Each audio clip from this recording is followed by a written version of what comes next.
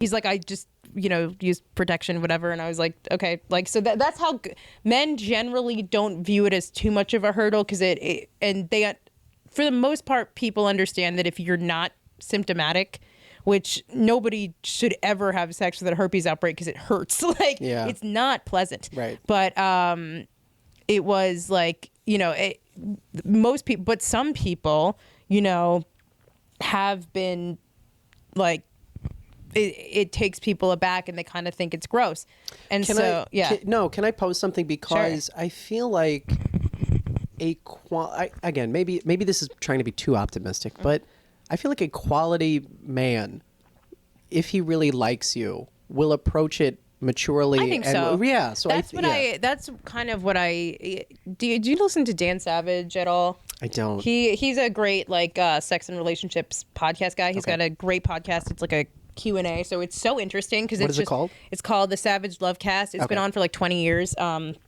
Basically, people write in their sex questions and he answers, so it's so fascinating to like hear. That's cool. Yeah. But I want to do a Q&A with this. That would be awesome. Do you think that would work? Call in. Oh yeah. I would love that. Maybe we'll take voicemails. I'm going to take that back. That would be awesome. Yeah. So I love the Q&A podcast because we're also nosy. You know what I mean? And it's very because sometimes I think sometimes the podcast, if it's like it helps break it up. So I love it.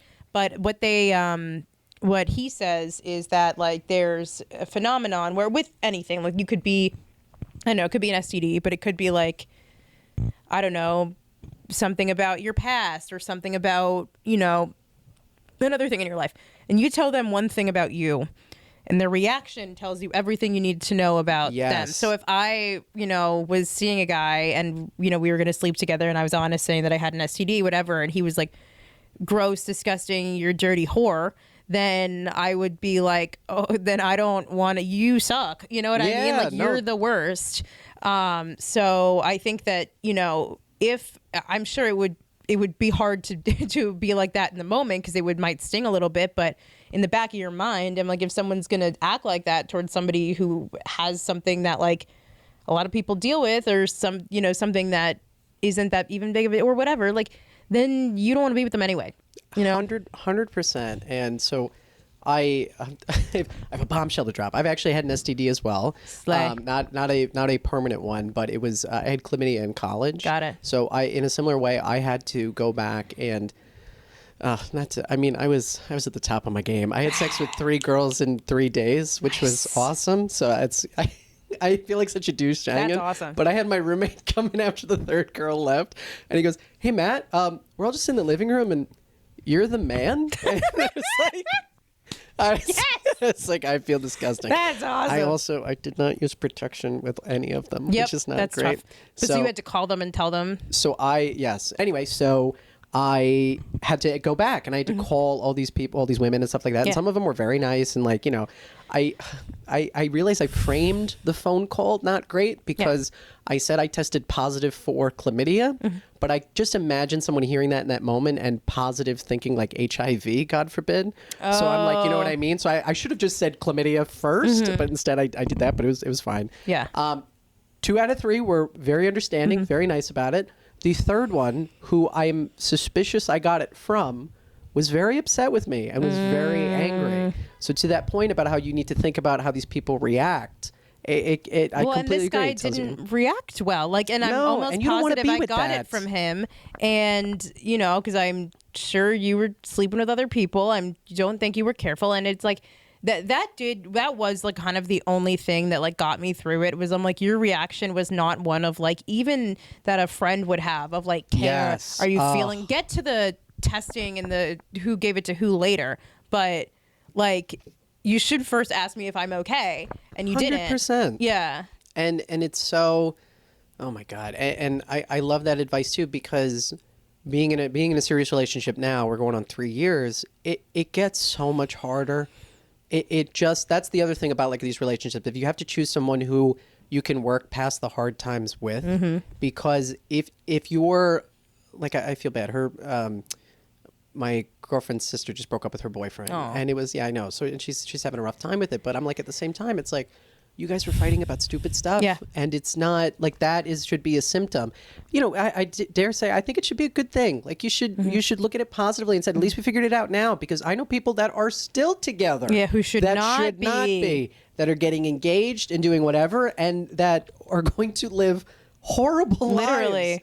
Literally. Do you ever see a couple where you're like, God, you need to break up? Well, yes. Too many times, I should say, I've seen that. And it's just, that is their low point. Let me tell you. I want to get back, Cyrus. So I want to talk a little bit more about how, like, I know we touched on it, but dating now, it's difficult to tell people. It is difficult to tell people, only because there's never like an excellent time to bring it up. Yeah. Like, and so sometimes I'm like, I'm grateful that if somebody has like seen the joke or seen the clip or whatever, that I'm like, I did it. You know what I mean? Like, I disclosed like to the internet. Yeah. So, you know. But there's never a great time to tell somebody, because first of all, you know, say you're on a date. It's a first date or a second date or a third date, whatever. You're at dinner, having drinks. How do you say, I have herpes? You know what I mean? Because like, especially if it's a first date and you're feeling a vibe, you don't want to be presumptuous and just be like that.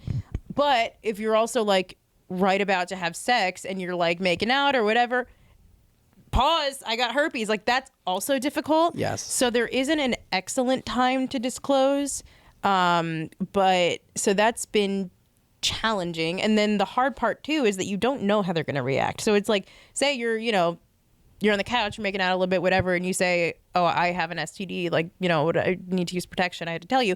They might be like, okay, then no, I don't want, and then your ego is so bruised, you know? So there's always that kind of fear there. And then two, it's like just I don't even know what the fear is about, like them judging you or whatever, but you know, I think I'm just gonna have to keep doing it, and I'm gonna have to keep dating and keep having the experience until I like figure it out. And I actually there's a couple, I mean, the internet is great for everything.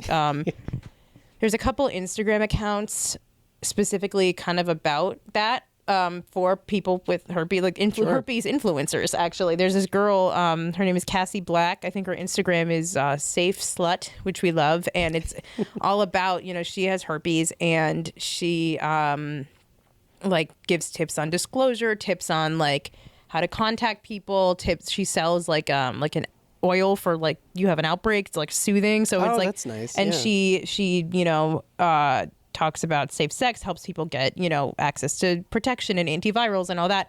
So her account was really great. Actually, I connected with her, and I got an invite to this group called The House, which is a herpes positive sex club. Oh, Cool. Fun. I haven't gone, okay. but